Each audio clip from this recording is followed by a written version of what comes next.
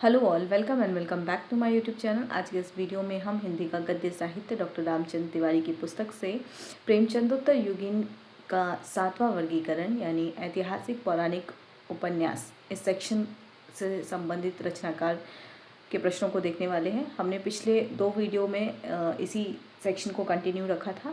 आज के इस वीडियो में भी हम इसी सेक्शन को कंटिन्यू रखेंगे और ऐतिहासिक उपन्यासकार के रूप में आज हम पढ़ने वाले हैं राजीव सक्सेना से संबंधित प्रश्नों को।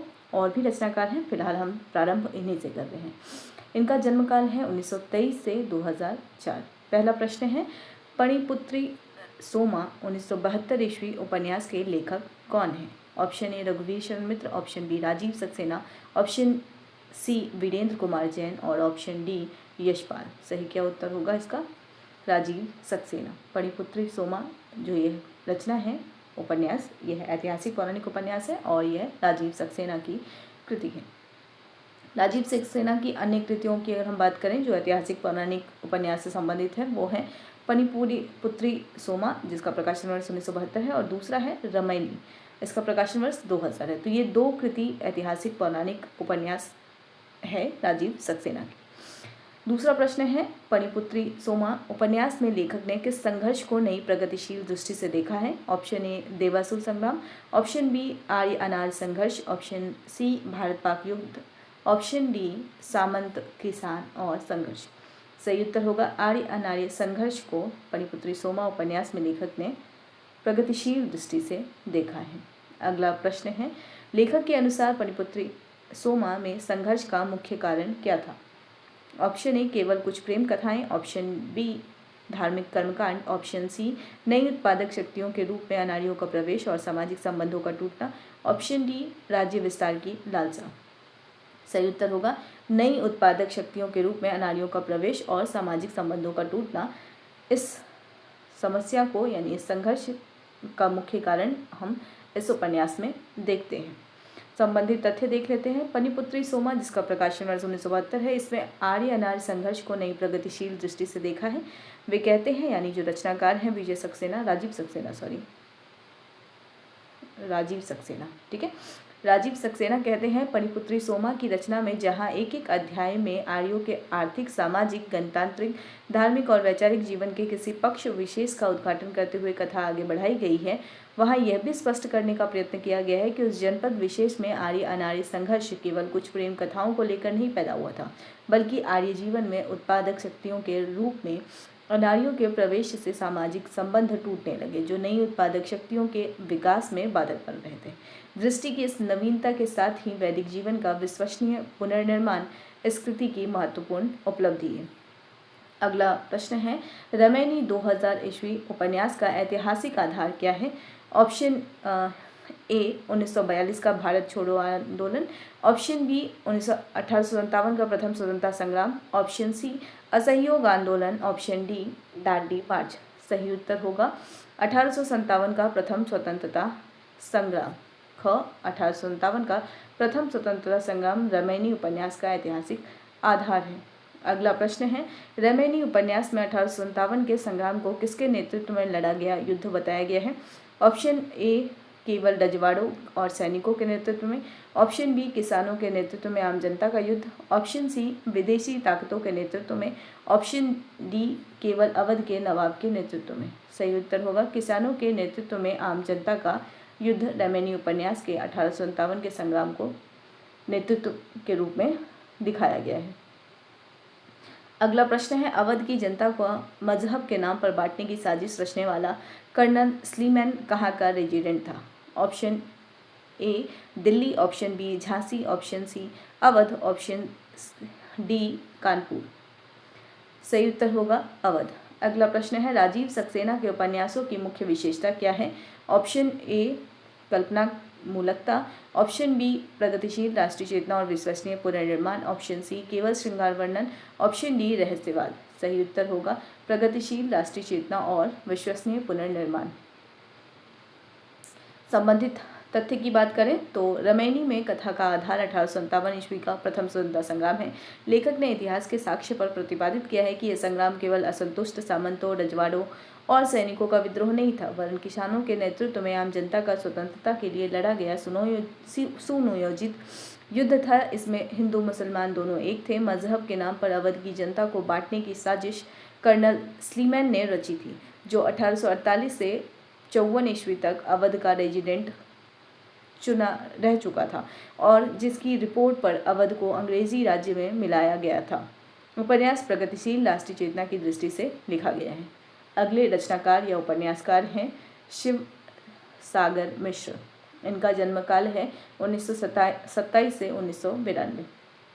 पहला प्रश्न है, शिवसागर मिश्र के 2 प्रसिद्ध ऐतिहासिक उपन्यासों के नाम क्या हैं? ऑप्शन ए राजतिलक और रामायणी, ऑप्शन बी राजतिलक और मगध की जय, ऑप्शन सी मगध की जय और पनिपुत्री सोमा, ऑप्शन डी वैशाली की नगर वधु और राजतिलक।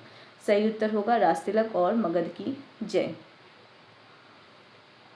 शिवसागर मिश्र की अगर हम बात करें तो इनके भी 2 ऐतिहासिक पौराणिक उपन्यास है। पहला है राजतिलक, जिसका प्रकाशन वर्ष 1961 है। दूसरा है मगध की जय, इसका प्रकाशन वर्ष 1962 है। दूसरा प्रश्न है, उपन्यास राजतिलक का प्रकाशन वर्ष किस वर्ष हुआ था? तो अभी हमने देखा कि राजतिलक का प्रकाशन वर्ष है 1961। तीसरा प्रश्न है, मगध की जय उपन्यास का प्रकाशन वर्ष क्या है? तो मगध की जय का भी प्रकाशन वर्ष हमने देखा 1962 था। तो सी इसका सही उत्तर हो जाएगा। अगला प्रश्न है, शिवसागर मिश्र ने मगध साम्राज्य के निर्माण के पीछे किन शक्तियों को उत्तरदायी माना है? तो ऑप्शन में है केवल राजाओं की व्यक्तिगत महत्वाकांक्षा को, ऑप्शन बी का है देवीय शक्तियों को, ऑप्शन सी संपत्ति का विकास, उत्पादन में प्रगति और जनगण का भौगोलिक एकीकरण, ऑप्शन डी केवल विदेशी आक्रमण को। तो शिवसागर मिश्र ने मगध साम्राज्य के निर्माण के पीछे किन शक्तियों को उत्तरदायी माना है? सही उत्तर होगा संपत्ति का विकास, उत्पादन में प्रगति और जनगण का भौगोलिक एकीकरण। अगला प्रश्न है, शिवसागर मिश्र ने यहाँ प्राचीन इतिहास का नया मूल्यांकन करते हुए एक प्रगतिशील कथा लेखन परंपरा का सूत्रपात किया है। यह कथन किस आलोचक का है? Option A Acharya Ramchandra Shukla, option B Hazari Prasad Dwivedi, option C doctor Ramvilas Sharma, option D Namvar Singh. Shivsagar Mishra ने यहाँ प्राचीन इतिहास का नया मूल्यांकन करते हुए प्रगतिशील कथा लेखन परंपरा का सूत्रपात किया है। इस कथन या ये कथन किस आलोचक का है? सही उत्तर होगा डॉक्टर रामविलास शर्मा। संबंधित तथ्य देख लेते हैं। डॉक्टर रामविलास शर्मा के अनुसार यह कहना अनुचित न होगा कि श्री शिवसागर मिश्र ने यहाँ प्राचीन इतिहास का नया मूल्यांकन करते हुए एक प्रगतिशील कथा लेखन परंपरा का सूत्रपात किया है। तो यह कथन दे दिया जाएगा और पूछा जाएगा कि यह किस आलोचक के अनुसार है, यह किस आलोचक का कथन है। तो उत्तर में क्या हो जाएगा? रामविलास शर्मा का है। और किसके संदर्भ में है? शिवसागर मिश्र के संदर्भ में है। अगला प्रश्न है, लेखक के अनुसार पुराने गणराज्यों में किस चीज़ की आवश्यकता ने मगध राज्य के निर्माण में मदद की है? ऑप्शन ए है बड़े पैमाने पर विनिमय की आवश्यकता, ऑप्शन बी है अधिक कर वसूलने की आवश्यकता, ऑप्शन सी है केवल सैन्य विस्तार, ऑप्शन डी है धार्मिक कट्टरता। सही उत्तर होगा बड़े पैमाने पर विनिमय की आवश्यकता, ऑप्शन ए इसका सही उत्तर हो जाएगा। अगला प्रश्न है, शिवसागर मिश्र के उपन्यासों की मुख्य विशेषता क्या है? ऑप्शन ए इतिहास का काल्पनिक चित्रण, ऑप्शन बी इतिहास का आर्थिक और सामाजिक आधार पर नया मूल्यांकन, ऑप्शन सी केवल युद्धों का वर्णन, ऑप्शन डी पौराणिक कथाओं का मोह। सही उत्तर होगा इतिहास का आर्थिक और सामाजिक आधार पर नया मूल्यांकन, इसका सही उत्तर होगा। संबंधित तथ्य देखिए, इनमें लेखक ने मगध साम्राज्य के निर्माण के पीछे कार्य करने वाली शक्तियों, पुराने गणराज्यों में संपत्ति का विकास, बड़े पैमाने पर विनिमय की आवश्यकता, उत्पादन में प्रगति, आर्थिक जीवन को आवश्यकता अनुसार नए पैमाने पर संगठित करने के लिए जनगण का भौगोलिक आधार पर एकीकरण को भी उभारने की इसमें चेष्टा की गई है। अगले रचनाकार हैं रांगे राघव, और रांगे राघव का समय 1923 से 1962 है। इस सेक्शन में हम रांगे राघव के ऐतिहासिक और पौराणिक उपन्यासों को देखेंगे। पहला प्रश्न है, रांगे राघव का उपन्यास मुर्दों का टीला किस प्राचीन सभ्यता पर आधारित है? ऑप्शन ए वैदिक सभ्यता, option B Mohenjodaro, option C Magadh साम्राज्य, ऑप्शन डी मेसोपोटामिया की सभ्यता। सही उत्तर होगा मोहनजोदड़ो। मुर्दों का जो टीला है यह मोहनजोदड़ो की सभ्यता पर आधारित है। रांगे राघव के ऐतिहासिक पौराणिक उपन्यास की अगर हम बात करें तो 4 उपन्यास हैं इनके। मुर्दों का टीला, चिवर, जब आवेगी काली घटा, राह ना रुकी, ये 4 उपन्यास इनके ऐतिहासिक पौराणिक उपन्यास से संबंधित हैं। अगला अगर हम बात करें, अगला प्रश्न है, मुर्दों का टीला उपन्यास में लेखक ने मुख्य रूप से क्या दिखाने का प्रयास किया है? ऑप्शन ए केवल राशि वैभव, ऑप्शन बी प्रतिक्रियावादी एवं प्रगतिशील शक्तियों का द्वंद्व, ऑप्शन सी केवल प्राकृतिक आपदा का वर्णन, ऑप्शन डी धार्मिक कट्टर। सही उत्तर होगा प्रतिक्रियावादी एवं प्रगतिशील शक्तियों का द्वंद्व मुर्दों का टीला उपन्यास में दिखाया गया है। अगला प्रश्न है, निम्नलिखित में से कौन सा संदेश मुर्दों का टीला उपन्यास में निहित है? ऑप्शन ए मानव की समता और नारी स्वातंत्र्य, ऑप्शन बी दास्ता का विरोध, ऑप्शन सी शोषण से मानव मुक्ति, ऑप्शन डी उपर्युक्त सभी। कौन सा संदेश मुर्दों का टीला उपन्यास में निहित है? सही उत्तर होगा उपर्युक्त सभी, यानी मानव की समता और नारी स्वातंत्र्य की भी भावना उसमें है, दास्ता का विरोध भी है और शोषण से मानव मुक्ति की भी बात हमको उसमें दिखाई देती है। अगला प्रश्न है, रांगे राघव के किस उपन्यास में इतिहास की मर्यादा को सर्वाधिक सुरक्षित माना गया है?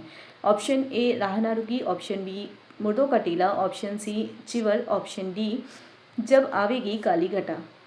तो इतिहास की मर्यादा को सुरक्षित रखा गया है मुर्दों का टीला उपन्यास में। अगर हम प्रश्न की बात करें तो मुर्दों का टीला इतिहास की मर्यादा को अधिक सुरक्षित रख सका है। इसमें प्राप्त पुरातात्विक साक्ष्य के आधार पर मोहनजोदड़ो को समुन्नत सभ्यता एवं उसके विनाश की काल्पनिक कथा कही गई है। लेखक ने इतिहास को पटभूमि पर जीवन की प्रतिक्रियावादी एवं प्रगतिशील शक्तियों का द्वंद्व दिखाते हुए मानव की समता, नारी स्वातंत्र्य, दास्ता का विरोध तथा सभी प्रकार के शोषण से मानव मुक्ति का संदेश दिया है।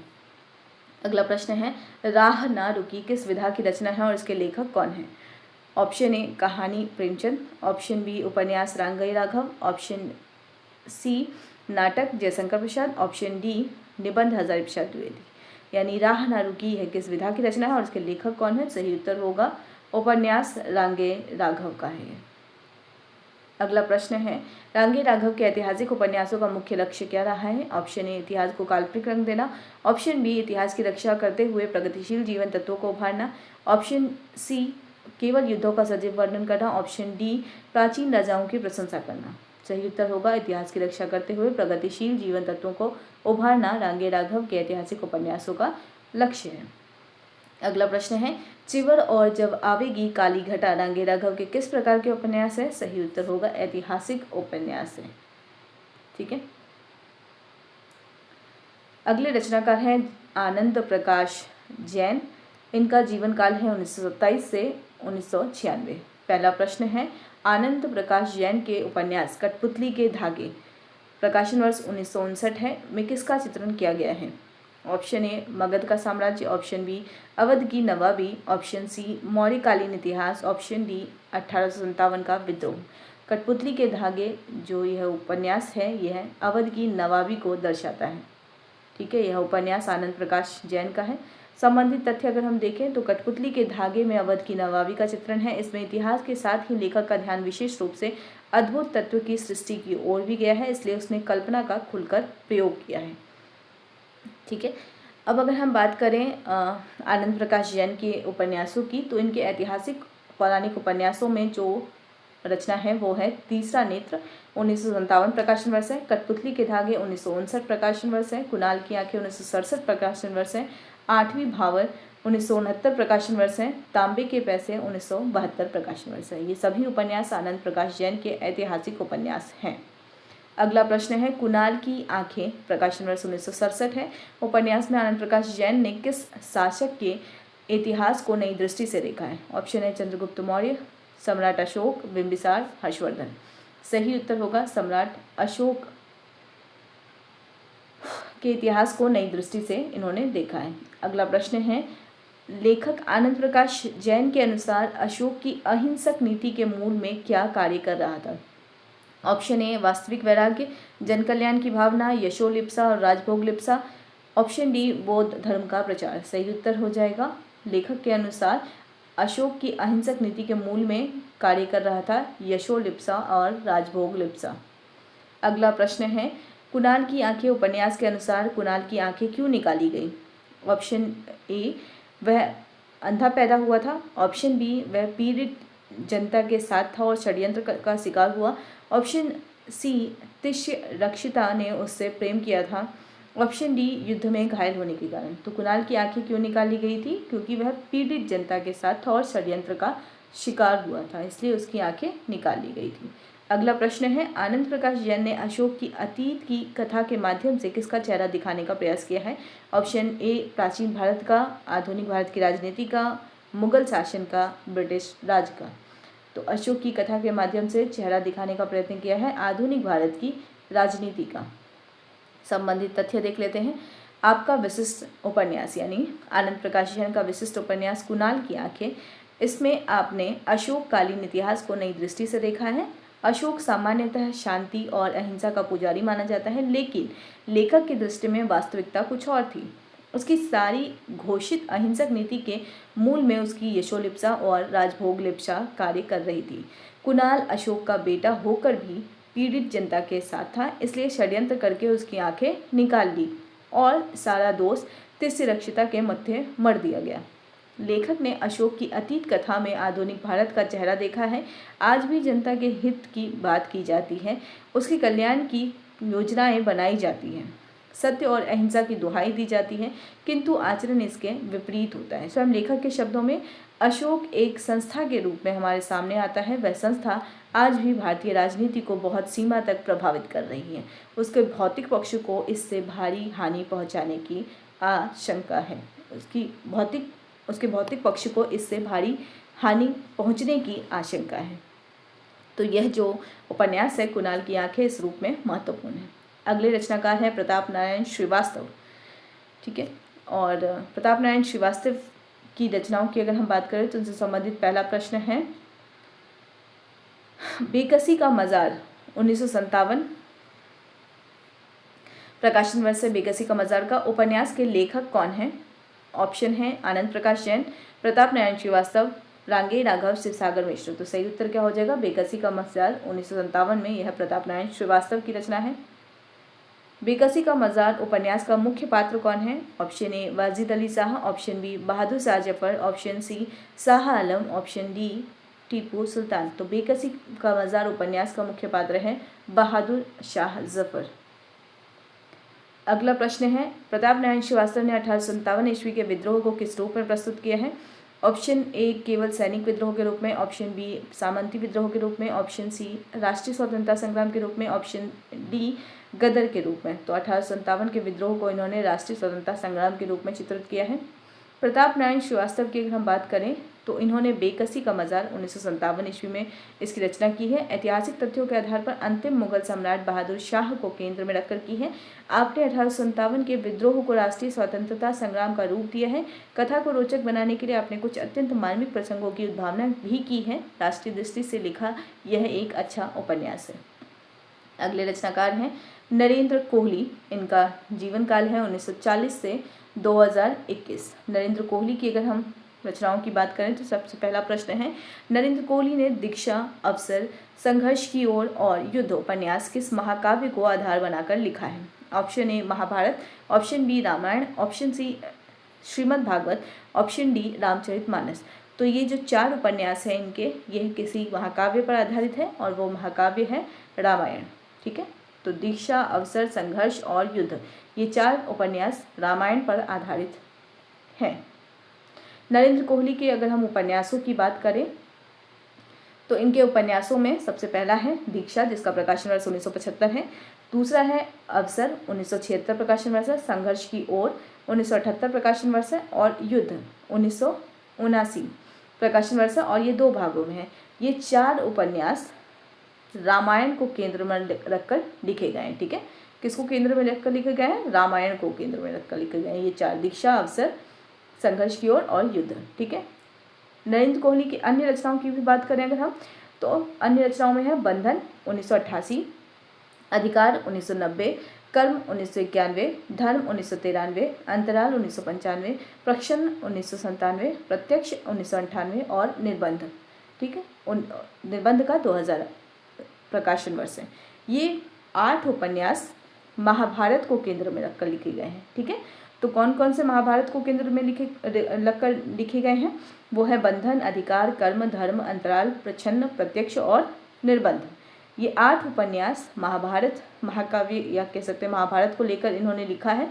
महाभारत की संपूर्ण कथा को भी कोहली ने एक प्रेरक जातीय स्मृति के रूप में देखा है और आधुनिक मानवीय प्रश्नों को दृष्टि में रखकर उसकी पुनर्रचना की है। तो महाभारत पर आधारित इनकी 8 रचना है, रामायण पर आधारित इनकी 4 रचना है।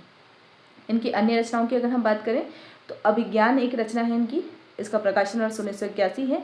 यह अभिज्ञान सुदामा और कृष्ण की मैत्री को आधार बनाकर लिखा गया है, अभिज्ञान। ठीक है, अगला है निर्माण, जिसका प्रकाशन वर्ष 1992 है। साधना 1993, परिवाद्रक 2003, निर्देश 2004, संदेश 2005 और प्रसार 2006 नाम से 6 खंडों में आपने स्वामी विवेकानंद के जीवन को भी उपन्यास के ढांचे में प्रस्तुत किया है। छहों की सम्मिलित संज्ञा है तोड़ो काड़ा तोड़ो। ठीक है, अगर हम बात करें तो अभिज्ञान, निर्माण, साधना, परिव्राजक, निर्देश और संदेश और एक और है प्रसार। ठीक है, ये 6 उपन्यास है। ये 6 उपन्यास स्वामी विवेकानंद के जीवन पर आधारित उपन्यास है। ठीक है, और इसको 6 अलग अलग उपन्यासों के रूप में इन्होंने किया है और जब इनको सम्मिलित किया है तो उसका नाम लिखा है तोड़ो काड़ा तोड़ो। तो अगर प्रश्न पूछा जाए तोड़ो काड़ा तोड़ो किसकी कृति है तो उत्तर होगा नरेंद्र कोहली, है ना, नरेंद्र कोहली होगा। लेकिन अगर प्रश्न पूछा जाए कि किसके जीवन पर आधारित है तोड़ो काड़ा तोड़ो तो यह विवेकानंद के जीवन पर आधारित है। अगर प्रश्न पूछा जाए कि तोड़ो काड़ा तोड़ो में कितने उपन्यासों को संग्रह करके ये संग्रह तैयार किया गया है तो 6 उपन्यास है। उन 6 उपन्यास का नाम अगर पूछा जाए तो वो है अभिज्ञान, निर्माण, साधना, परिवाजक, निर्देश, संदेश और प्रसार। ठीक है,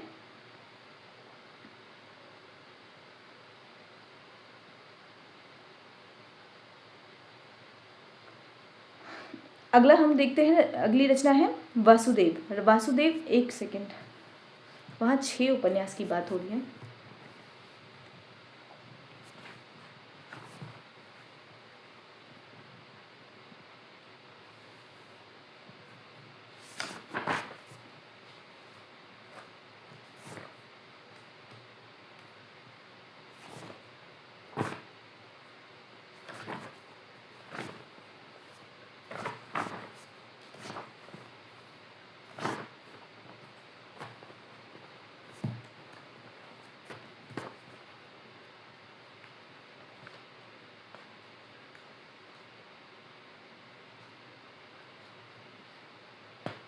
नरेंद्र कोहली। ठीक है,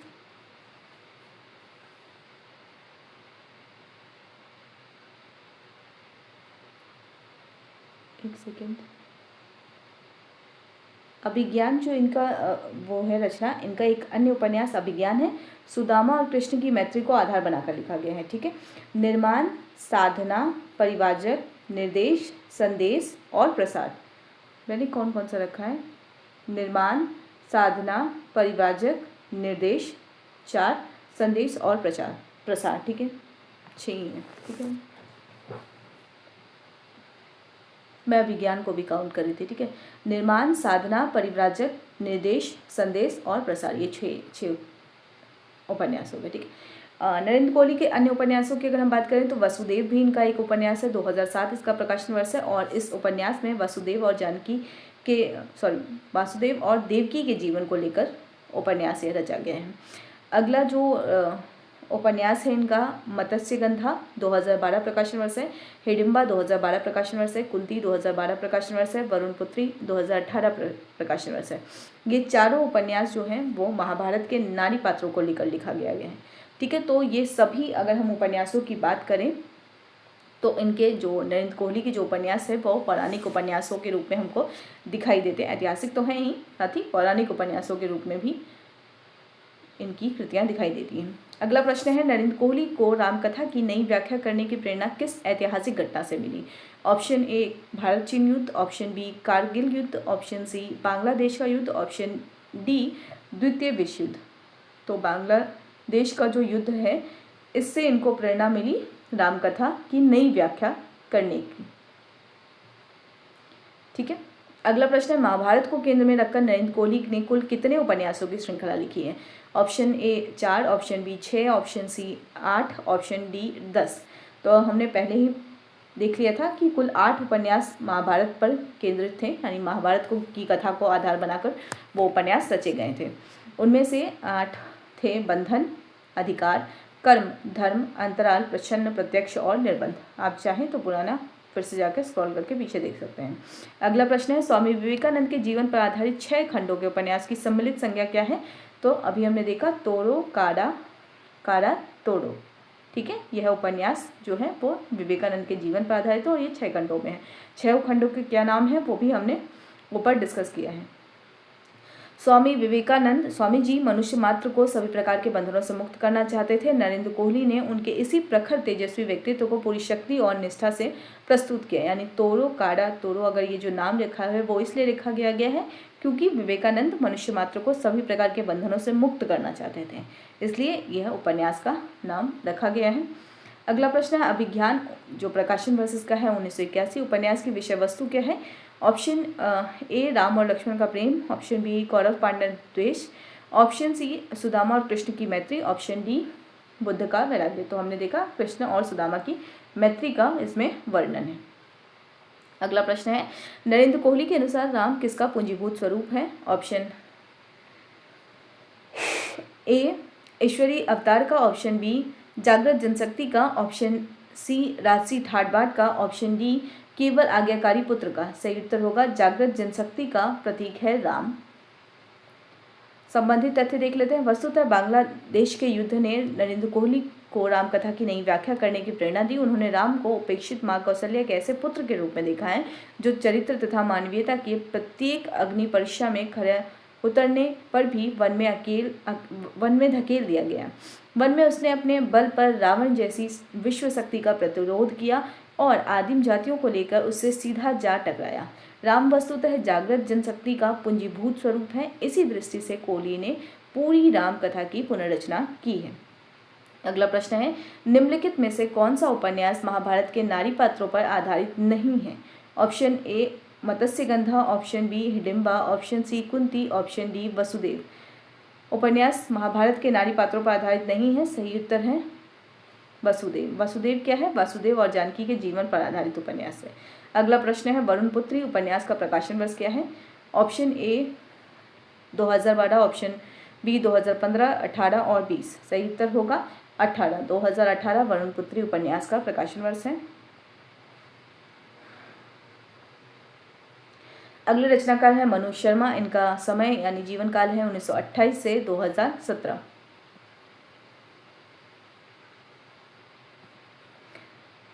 मनु शर्मा के उपन्यासों की अगर हम मुख्य विशेषता देखें, इनसे संबंधित पहला प्रश्न है, मनु शर्मा के उपन्यासों की मुख्य विशेषता क्या है? ऑप्शन ए इतिहास का ज्यों का त्यों का विवरण, ऑप्शन ज्यों का त्यों चित्रण, ऑप्शन बी पौराणिक संदर्भों को आधुनिक चेतना के आलोक में नया रूप देना, ऑप्शन सी केवल धार्मिक प्रचार करना, ऑप्शन डी विदेशी कथाओं का भारतीयकरण करना। सही उत्तर होगा पौराणिक संदर्भों को आधुनिक चेतना के आलोक में नया रूप देना, बी इसका सही उत्तर होगा। मनु शर्मा ने पौराणिक आख्यानों के भीतर से ऐसे पात्रों और संदर्भों का चयन किया है जिनके द्वारा आधुनिक मानवीय दृष्टि को उभारा जा सके, ठीक है। मनु शर्मा के उपन्यासों की अगर हम बात करें तो इनके उपन्यासों में राणा सांगा 1954 प्रकाशन वर्ष है, द्रौपदी की आत्मकथा 1974 प्रकाशन वर्ष है, द्रोण की आत्मकथा 1978 प्रकाशन वर्ष है, कर्ण की आत्मकथा 1979 प्रकाशन वर्ष है, अभिशप्त कथा 1982 है, शिवाजी का आशीर्वाद 1956 प्रकाशन वर्ष है, कृष्ण की आत्मकथा, नारद की भविष्यवाणी, दुर्भी संधि, द्वारका की स्थापना, लाक्षागृह, खांडव दाह, राजसूय यज्ञ, संघर्ष और प्रलय 8 भाग में प्रकाशित, गांधारी की आत्मकथा 2004 में प्रकाशित। तो ये सभी रचना मनु शर्मा की रचना है। अगला प्रश्न है, मनु शर्मा द्वारा रचित कृष्ण की आत्मकथा उपन्यास कितने भागों में प्रकाशित है? Option A 4, option B 6, option C 8, option D 10। सही उत्तर होगा 8 भागों में कृष्ण की आत्मकथा प्रकाशित है। कृष्ण की आत्मकथा एक महागाथात्मक उपन्यास है। अगला प्रश्न, कर्ण की आत्मकथा 1979 में लेखक ने किस वर्ग के पतन पर कटाक्ष किया है? ऑप्शन बी किसान वर्ग, ऑप्शन बी बुद्धिजीवी और ब्राह्मण वर्ग, ऑप्शन सी विदेशी आक्रमणकारी, ऑप्शन डी श्रमिक वर्ग। कर्ण की आत्मकथा बुद्धिजीवी और ब्राह्मण वर्ग के पतन पर कटाक्ष किया गया है। अगला प्रश्न है, मनु शर्मा का वह कौन सा उपन्यास है जिसके महागाथात्मक उपन्यास माना जाता है? ऑप्शन ए द्रोण की कथा, ऑप्शन बी कृष्ण की आत्मकथा, ऑप्शन सी राणा सांगा, ऑप्शन डी गांधारी की आत्मकथा। तो कृष्ण की आत्मकथा को महागाथात्मक उपन्यास कहा गया, अभी हमने तथ्य में देखा। अगला प्रश्न है, जहाँ की का बुद्धिजीवी स्वर्ण खंडों पर खरीदा जाता रहेगा वहाँ का शासन निरंकुश हो जाए तो आश्चर्य क्या? यह प्रसिद्ध पंक्ति किस उपन्यास से ली गई है? ऑप्शन ए द्रौपदी की आत्मकथा, ऑप्शन बी अभिशप्त कथा, ऑप्शन सी कर्ण की आत्मकथा, ऑप्शन डी द्रोण की आत्मकथा। सही उत्तर होगा जहाँ का बुद्धिजीवी स्वर्ण खंडों पर खरीदा जाता रहेगा वहाँ का शासन निरंकुश हो जाए तो आश्चर्य क्या? सही उत्तर होगा कर्ण की आत्मकथा। अगला प्रश्न देखने से पहले हम तथ्य देख लेते हैं। कर्ण की आत्मकथा में आपने लिखा है, अब युग बदल गया है, अंगराज वे